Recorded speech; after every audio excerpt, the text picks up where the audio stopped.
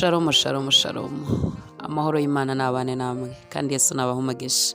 Ni muri cya kiganiro cyacu Buri Gitondo hamwe na Kristo Yesu.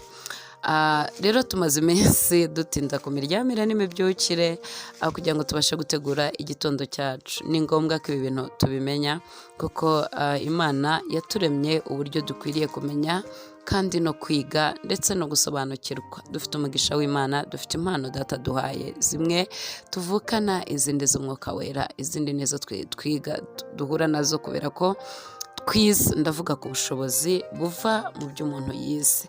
Hanyuma rero ejo twarebye abantu batatu bashaka kubyuka, ariko wareba imibyukire yabo ukavuga ati abangaba uyu munsi baraza kugera kuri iki cyangwa se ntibaza kukigeraho. Ese koko ubona intego z'ubuzima bwawe uzigeraho? Ese iyo utazigezeho utekereza ko biba byagenze bite? Mu kutagera ku ntego zawe z'ubuzima harimo ikintu gikomeye cyane duhamye tugarukaho muri iki gihe cy'imikoreshereze mibi y'igihe, kandi nayo ni impano Data azatubaza. Uyu munsi turareba ibintu 4 udashobora gukora mu gitondo. Ibintu 4 udashobora gukora mu gitondo. Reka turebe ijambo ry'Imana riri muri Zaburi, igice ni icya mbere, umurongo wa 2. Ni Zaburi izwi cyane. Hahirwa umuntu udakurikiza imigambi y'ababi, ntahagarare mu nzira y'abanyabyaha, nticane n'abakobanyi, ahubwo amategeko y'Uwiteka niyo yishimira, kandi amateka niyo yibwira ku manywa na nijoro. Hahirwa umuntu udakurikiza imigambi y'ababi, ntahagarare mu nzira z'abanyabyaha, uwo nticane n'abakobanyi, amategeko y'Uwiteka niyo yibwira ku manywa na nijoro. Shalom, shalom. Imana ishimwe. Mu gitondo iyo ubyutse wibwira iki? Ibyo ntabwo turi butindeho ko mu biganiro byacu bya buri munsi hari ibintu tugenda tugarukaho umuntu azasobanukirwa neza. Hanyuma se nijoro wibwira iki? Ibyo nabyo twarabivuze muri cya kiganiro cyacu. Ibyo ubwonko ugiye kuryama bishobora gutuma Imana muganira nijoro, cyangwa se urara mu nzozi z'ubupfapfa zipfuye.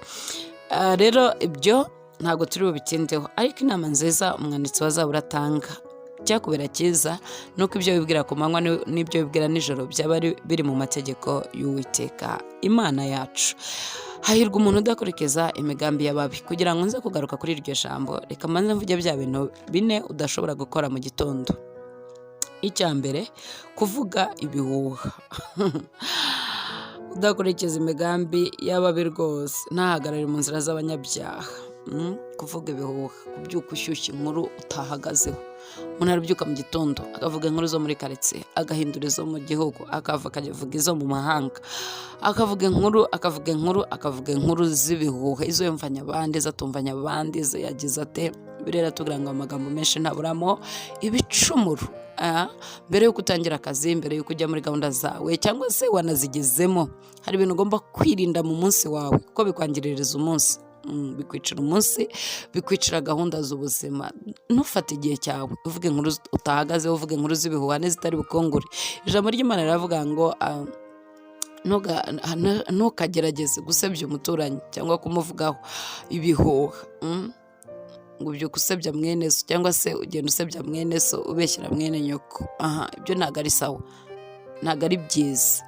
Hari ikintu ugomba kwivita umunsi wawe iyo ubyutse, ni ukushyushya inkuru, zaba iza politike, zaba iz'iki. Ntabwo ari ikintu wabyukiramo, ntabwo ari ikintu waha igihe cyawe cy'umunsi, kuko hari ikindi wagombaga gukora. Uravuga inkuru runaka, byagenze bitese, ese ninde wazikubwiye? Urumva sinazihagaze ubona zikwiye kwa runaka. Oya, hari ibintu ugomba kwirinda mu buzima bwawe. Ugomba kwirinda icyo kintu, kuvuga ibihuha. 2, hari ikindi ugomba kwirinda. Ugomba kwirinda ngo ese nabikora.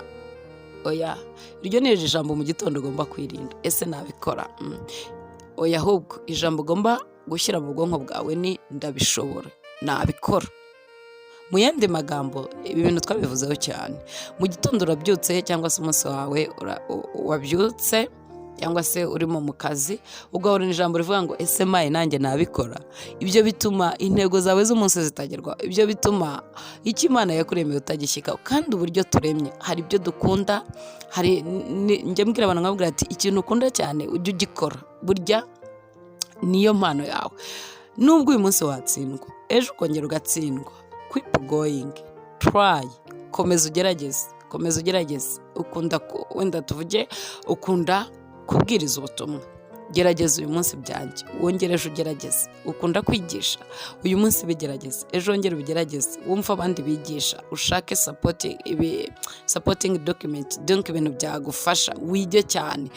Nimba ushaka kuba umwigisha extraordinaire, ugomba kwiga cyane, ugomba gusoma cyane, ugomba kumva abandi bigisha, ukomeze ugerageze, komeza ugerageze, igihe kizagera uvemo umuntu ufasha abandi mu nyigisho.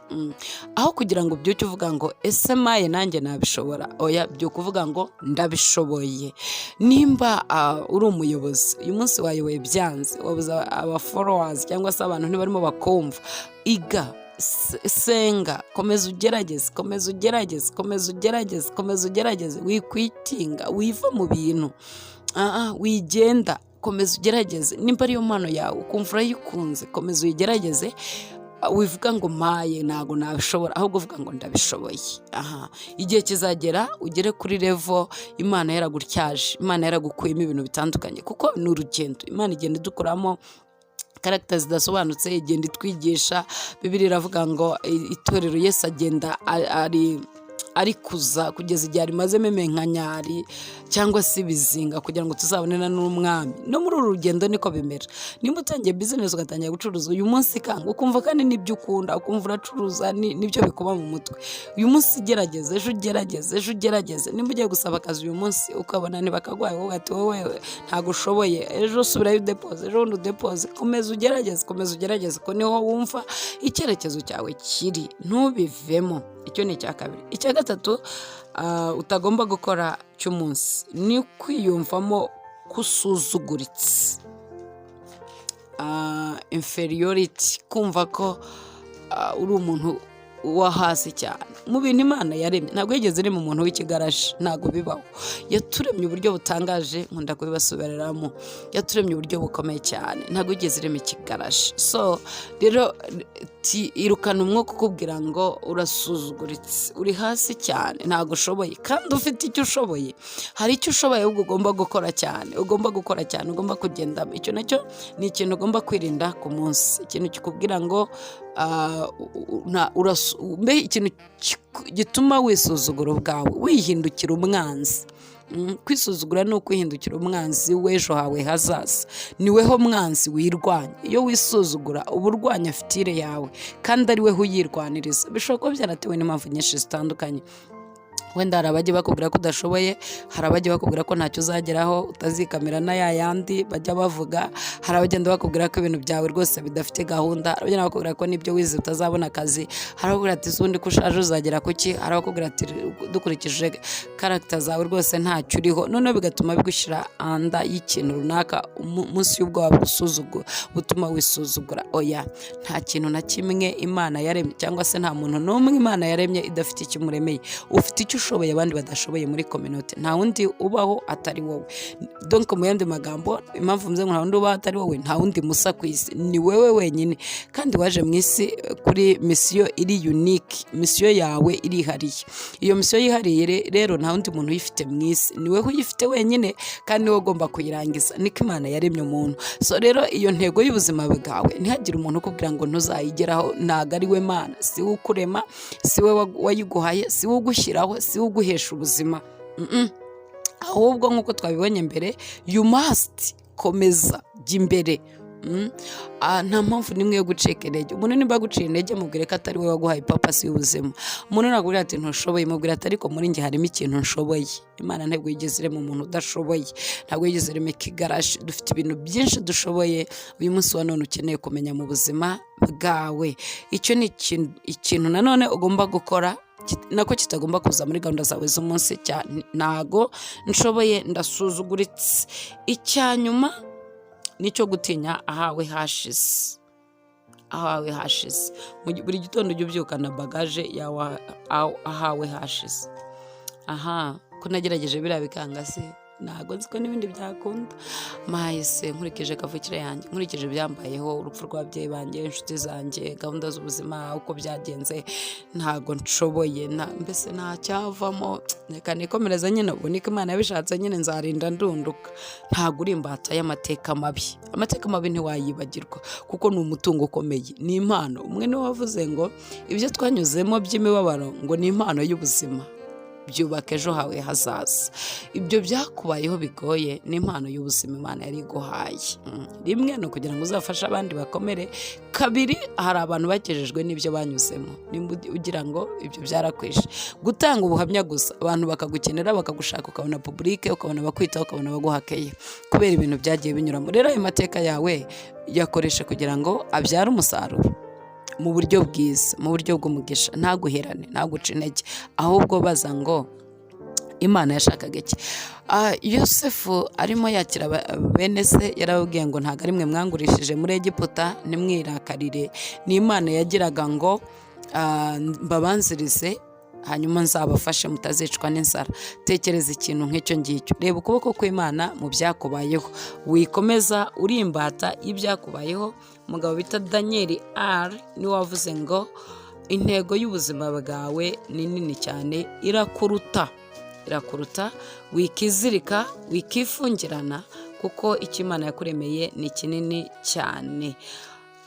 Rero Umwami Yesu nabaha umugisha. Dusoreje kuri rya jambo rivuga ngo hahirwa umuntu udakurikiza imigambi y'ababi, ntahagarare mu nzira y'abanyabyaha, ntiyicane n'abakobanyi. Mu gitondo ugomba kubyuka wirinda kino kintu.